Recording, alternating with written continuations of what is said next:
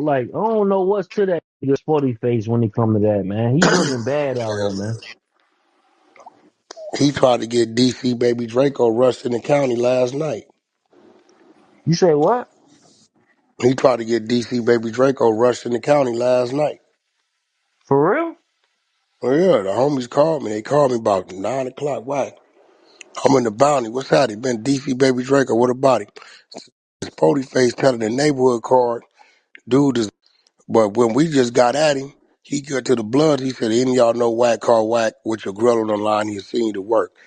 I said, yeah, I got to work. This your grill number? Send it to him. He said, oh, Devin Lane, we finna go in and handle this shit. This ain't finna touch this. This is whoever this Sporty Face needed. He need to get out there. He said, he got this work. Yeah, I gave him the work personally. So he got it work. But then you calling in there telling these people it's the opposite. But then he said he for black empowerment. You know what I'm Fine. saying? That shit ain't cool. I'm like, bro, what kind of nigga is a sticker, man? You know what I'm saying? You don't just put no shit like that on no. What is it about this youngster that you hating on that much?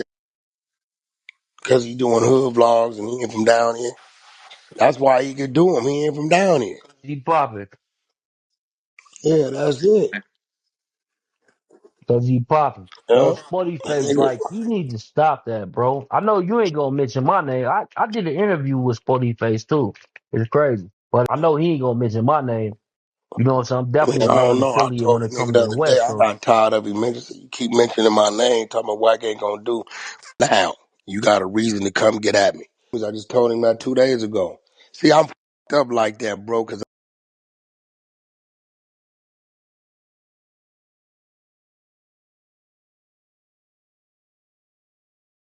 One thing people keep debating right now is the situation between Turtle and DC Baby Draco. And a lot of fans are looking at it from different perspectives. Some people feel like if there really was pressure behind the scenes or attempts to embarrass DC Baby Draco publicly, then that would completely go against this whole message of growth, peace, and moving forward.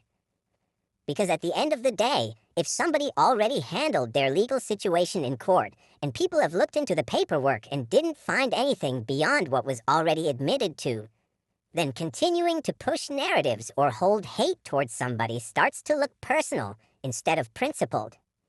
And that's why so many people online are starting to ask whether jealousy is playing a role in all of this. Success changes relationships.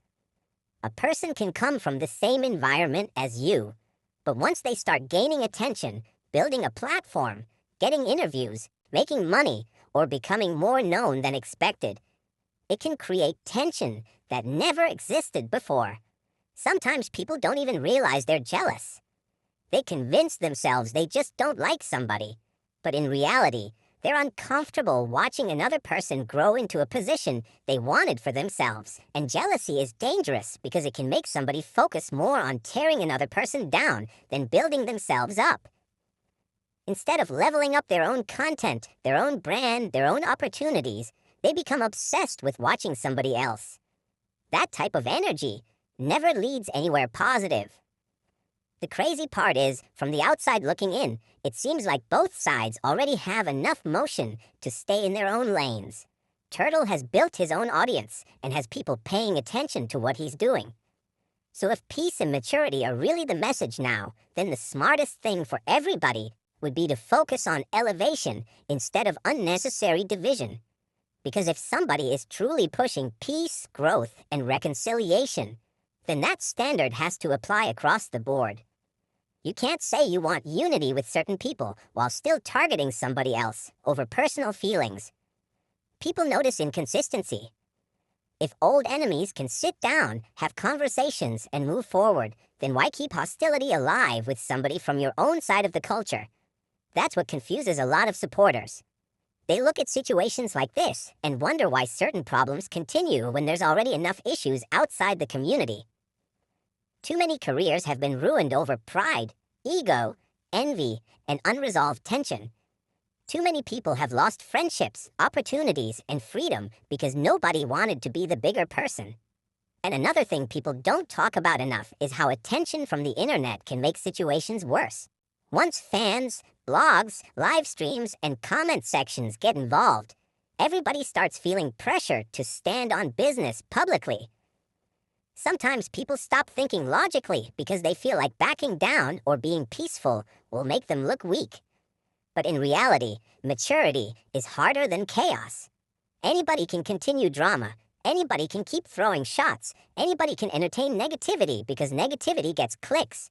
But it takes discipline to say, I'm focused on myself now. I'm trying to grow. I'm trying to build something bigger. That's the mindset that actually changes lives long term. And if we're being real, a lot of these situations come from unresolved emotions from years ago. Sometimes people compete silently. One person may feel overlooked while another person is receiving support and attention. Instead of addressing those feelings honestly, bitterness starts building little by little.